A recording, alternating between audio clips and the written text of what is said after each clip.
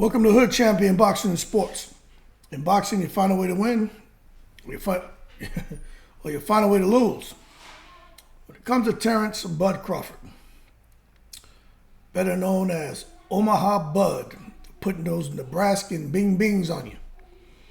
Pound for pound, best boxer today. Let me tell you something. A lot of people hate on this man.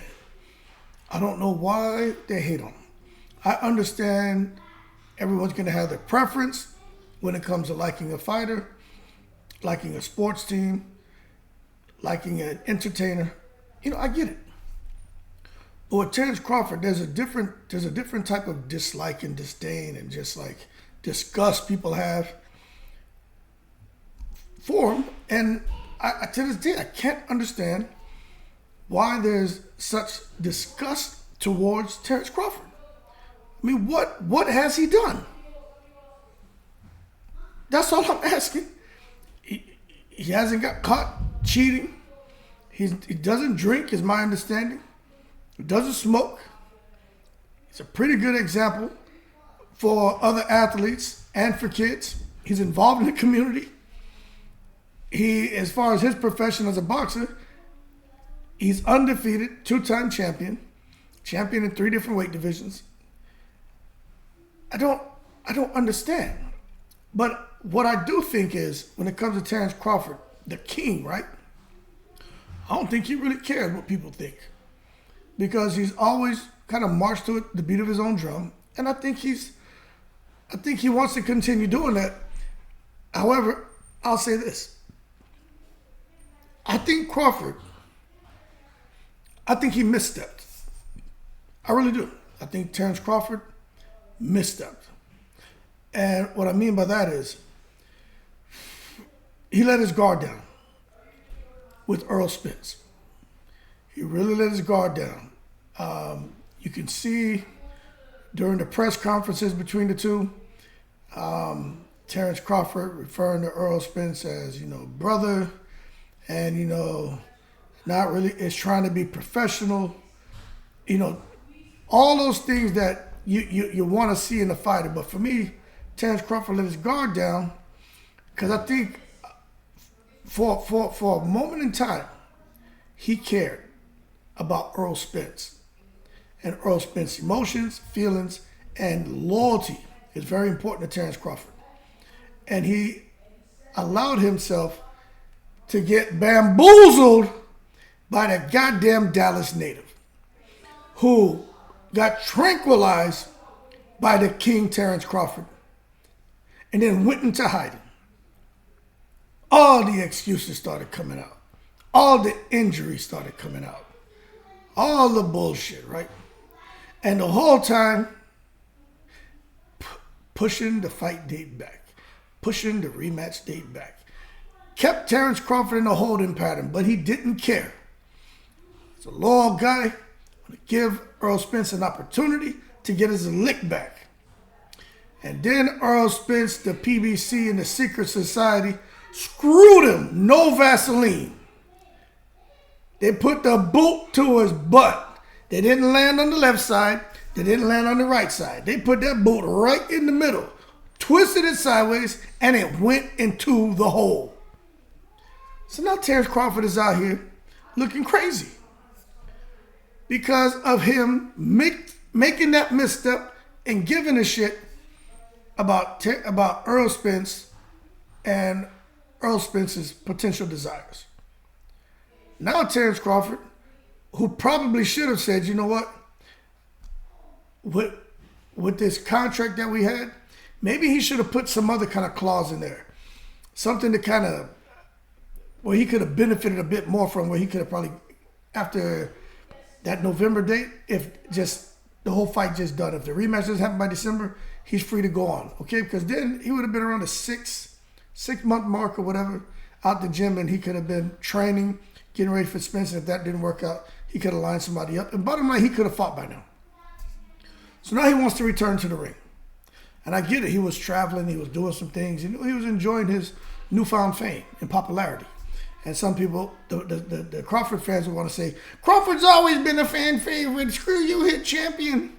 And yo, McNicholas, hold your horses and chill. Okay? Quit taking it to the stupid. We know Crawford. But Crawford never really had that crossover success. And I still don't think he does. But he did have some. Okay? So we'll give him that. But to see him now, it's horrible. I understand Crawford, another misstep, wanting the big money, wanting the big names. I talked about this in other videos. The man felt like I arrived. Okay, Floyd Mayweather did it, Canelo did it, De La Hoya did it. Now it's my time, Bud time, Crawford time, the Nebraskan Bing Bings. I'm going to show you how I do it. It didn't work out that way. The only person out here outside of Crawford who's championed Crawford is goddamn the WBO president, Francisco Valcarcel, or whatever the hell his name is. I call him tight skin because he's always like this. He never closes his mouth. It's like that motherfucker takes hot showers and his skin just, he never closes his mouth. So tight skin, the WBO president, Francisco tight skin Valcarcel, right? He's out here and trying to get Bud an opportunity at 154. But the problem is with Fundora and Zoo is obviously, this is what people need to understand. That express contract, that shit is binding. And when you got both parties coming out saying, yes, we did agree, that holds up in court. The WBO president can't do anything. He can't come and strip Fundora of the WBO belt because he's not facing Crawford. His ass will get sued. There's a goddamn express contract in place, which is binding. Both parties agree that that was the agreement. Yo, there's nothing they can do. They can try, but it's not worth the headache. For everyone out there saying, you just watch what the WBO is going to do. They're going to look out for Crawford. They're gonna make Sebastian Fundora vacate that WBO strap if he doesn't fight him. That's not what's going. That shit's not going to happen. Why would a WBO president want that headache? For what? Just to what? To look out for Terence Crawford? Man, he'll probably push Terence Crawford towards, he'll probably do something crazy, like allowing Terence Crawford to fight somebody else in that WBO rack and stack. You can see Crawford, maybe, I don't think he really wants to mess with 147, but you're going to see Crawford have to do something here sooner than later. But I truly think, when it comes to Terence Crawford, whatever his decision is going to be, I don't think he's going to really care what people think. Because I think at this point in time, he's recognized that maybe there were some missteps along the way. And he's not going to sit there and take anybody else's thoughts or feelings or desires or objectives into consideration anymore. He's going to look at himself, solely himself, 100%. Let's just be real. It's April. Him and Spence fought the middle of last year. Crawford should have already fought probably. He should be coming up on a second fight already.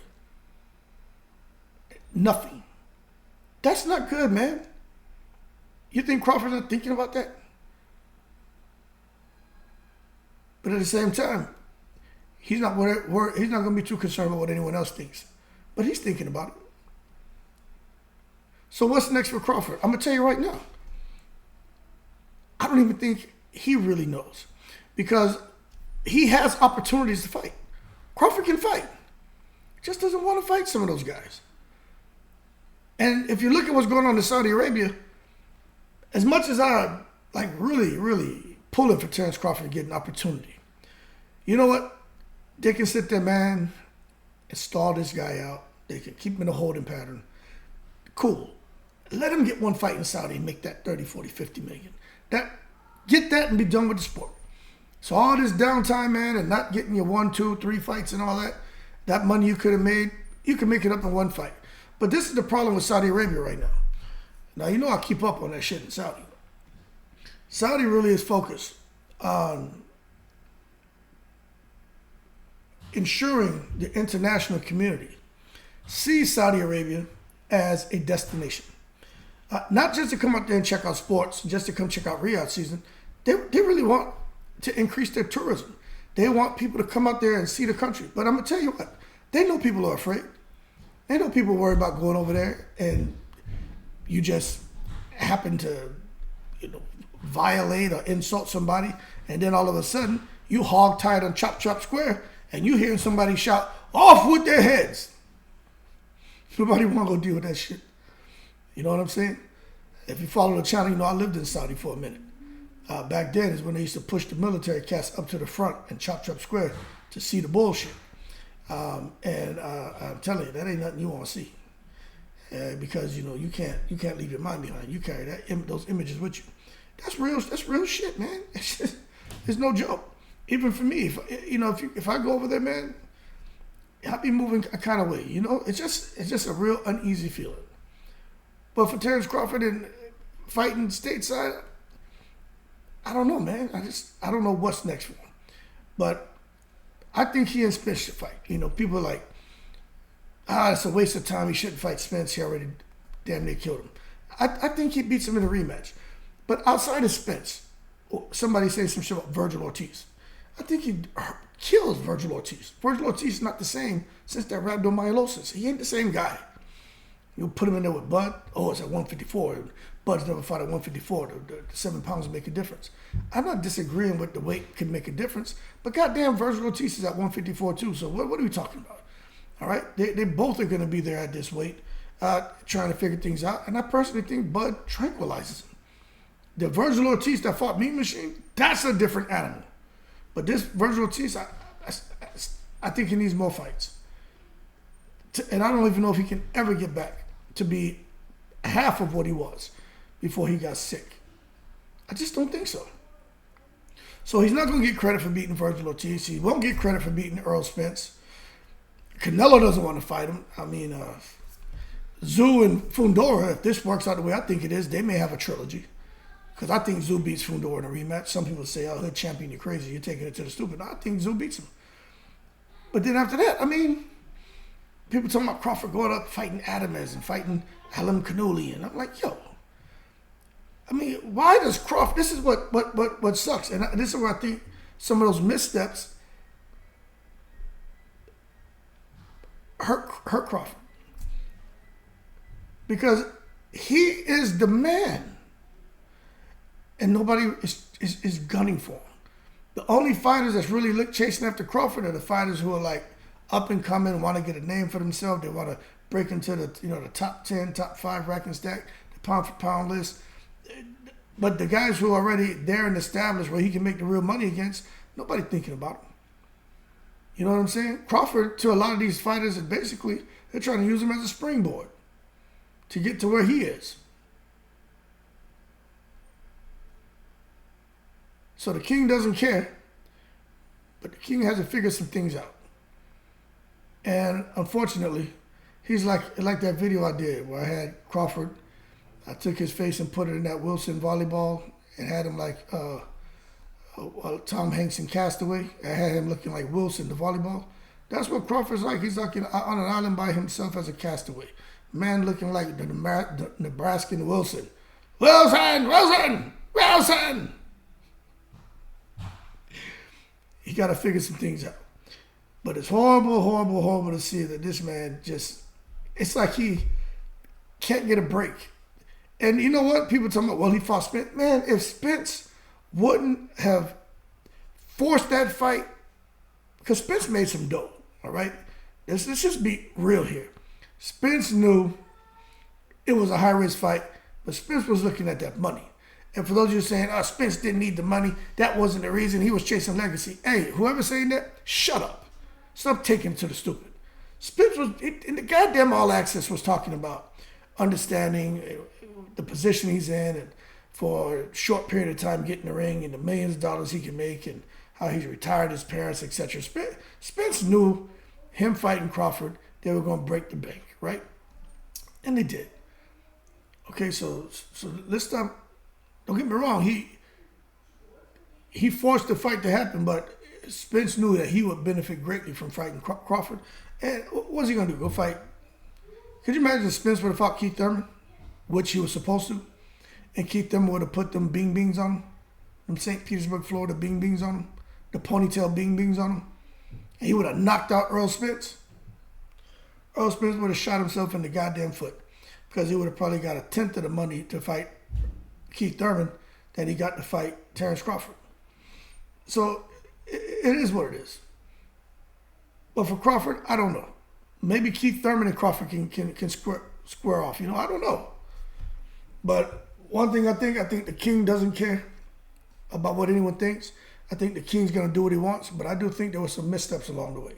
And that's just me. I'm being as real as I possibly can. Because the fans, Crawford fans, they're crying about him possibly fighting Earl Spence. And there's some people who are like, hey, like to me, I'm like, I think he totally tranquilizes Earl Spence. But at the same time, I'm like, it almost like he has nowhere to go. You know what I'm saying? And there's a goddamn bottleneck at 147 again. Just goddamn, off a leap of faith, it's going up to 154. Do something. But he's just sitting here and getting older, and who knows what's going to happen when he does return, man. Jamel Charlo, who knows what he's doing. He out there hanging out in them goddamn tunnels with El Chapo and the boys. I don't know when Jamel Charlo going to return. I know he's the lineal champion, like Tyson Fury. I'm the lineal champion. No, it's me title. I beat them fair and square.